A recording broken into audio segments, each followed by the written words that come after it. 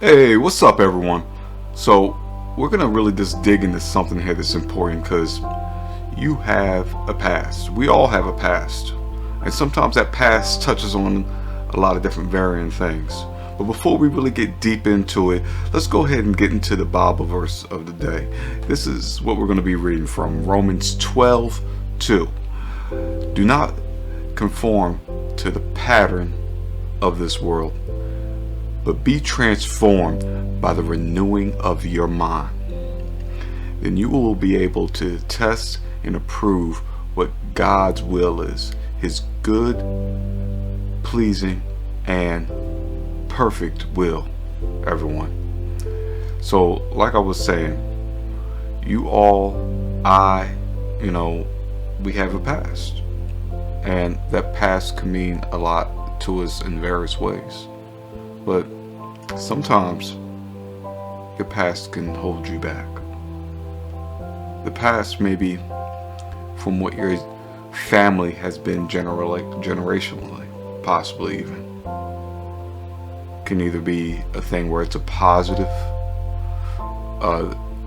influence in your life, or it can be another thing again that is holding you back. And for some of you, this is one thing I wanted to make sure I shared. Until you move past what was, you won't be able to fully step into what is. Now, that can come in all different forms.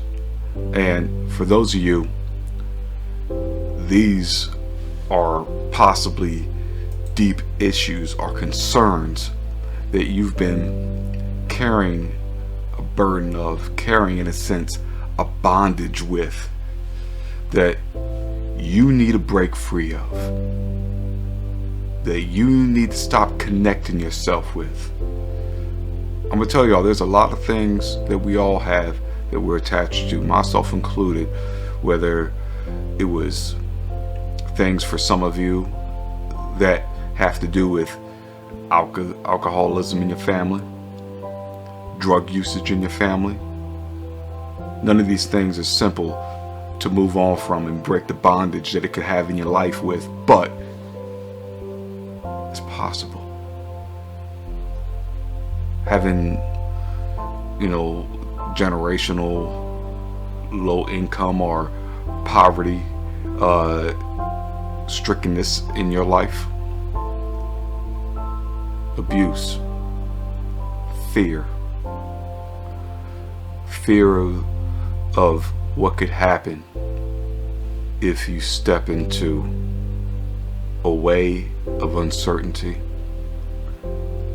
a way that maybe could cause people to not support you because you choose to do something different than what is possibly expected of you. That type of fear that can hold you back. And those type of people that generate that fear in you sometimes come from a perspective of, people who cause you to always feel like you have something to prove, or even that you're possibly not good enough. Well, I'm here to tell you, you are. You are good enough.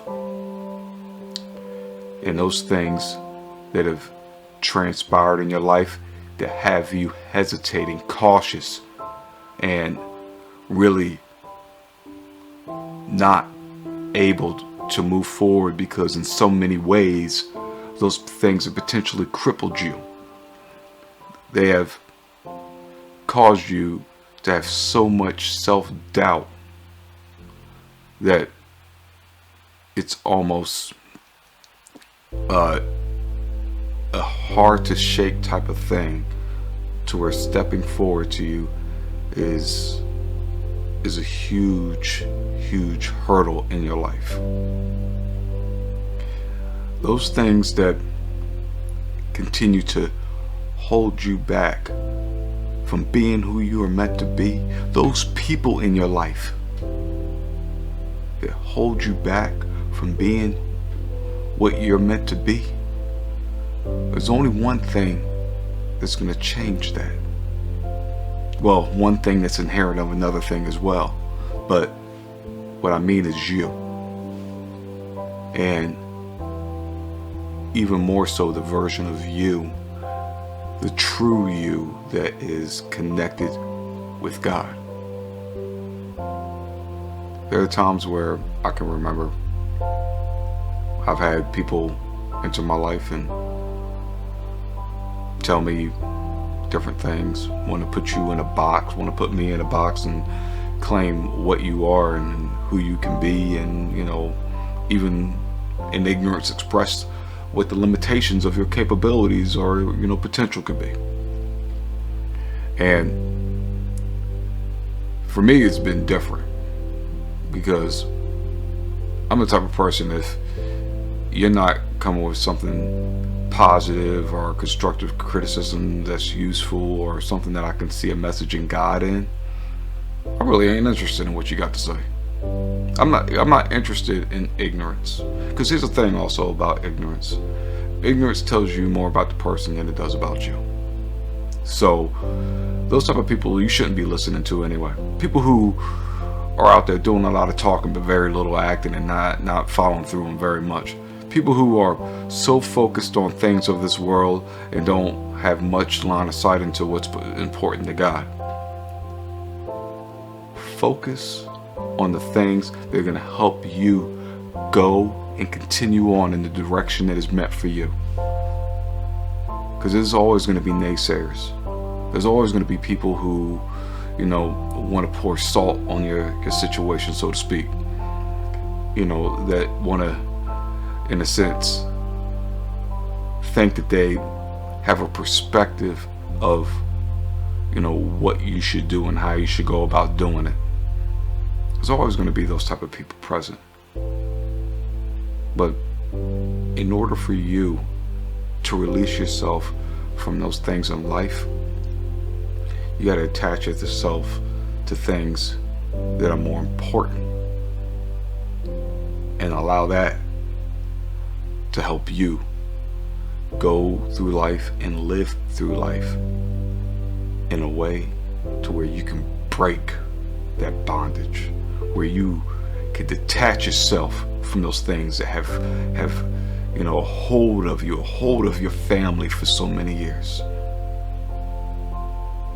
And it takes a lot of courage to do that. It takes a lot of courage to be and do something different than what other people have done and been around you. It takes so much courage to do that. You keep those life lessons. You keep on growing. Because even in those moments, there's still something that was part of that experience for you that you can take and learn from and grow with, and help other people with potentially as well.